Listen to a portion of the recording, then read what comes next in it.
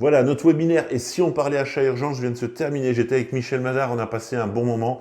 Vous étiez nombreux à nous écouter, à réagir, à commenter cette situation que vous vivez tous les jours. On retient 4 idées, peut-être, qui peuvent vous aider à essayer de faire changer la donne. La première de ces idées est de partager le constat de cette difficulté liée à l'urgence et des impacts avec le plus haut niveau de l'organisation. Voilà, on était entre convaincus du sujet. Le sujet, il se passe dans les directions métiers, il se passe au niveau de la direction générale, il se passe au niveau de la direction financière sur les impacts financiers de cette mauvaise organisation et de ce traitement dans l'urgence. Donc, partagez le constat, faites des exemples, communiquez au plus haut niveau de l'organisation. Tant que la prise de conscience n'a pas lieu à cet endroit-là, vous aurez du mal à déclencher des évolutions dans le fonctionnement.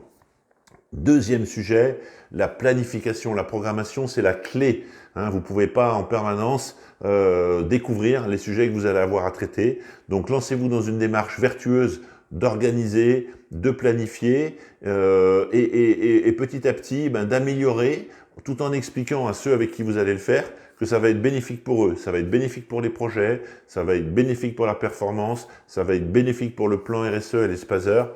Planifier, programmer. Troisième sujet, tout ça va être compliqué si vous n'êtes pas outillé. Voilà, donc réfléchissez aux solutions de gestion achat collaborative, partagées, pour déposer un dossier, pour suivre un planning avec un prescripteur, pour être alerté d'un contrat qui arrive à échéance.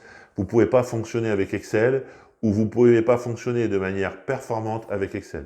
Et puis enfin, le quatrième point qu'il faut retenir, c'est que tout ce dispositif que vous allez mettre en œuvre, toute cette feuille de route, toutes ces actions, il va falloir suivre le déroulé, suivre les écarts, comprendre et ajuster. Donc du coup, une logique de traçabilité et puis une logique de gestion des écarts. Typiquement, ce projet, on l'a planifié, on avait décidé qu'on devait le faire en 12 mois, on l'a fait en 18.